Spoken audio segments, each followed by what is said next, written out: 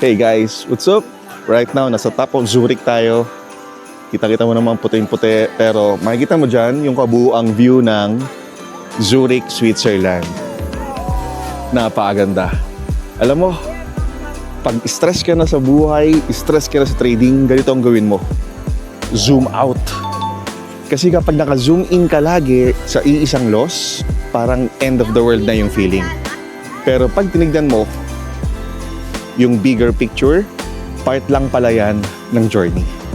Dito sa viewpoint, kitang-kita mo yung buong Zurich. Sa buhay, kailangan mo rin ng ganitong view. Hindi ka one bad day, hindi ka one loss, hindi ka one mistake. Ang tanong, consistent ka ba sa process mo? If yes, then you're already winning kahit hindi mo pa nakikita yung progress or yung resulta. So, breathe, hinga ka lang, reset, then execute. Panoorin mo lang yung ibang videos ko para magkaroon ka ng idea how I do things, paano mo ma-develop yung disiplina mo sa trading, at paano ka magiging profitable din sa trading journey mo. So with that guys, Nico Mendoza po, your lifestyle trader. Ciao!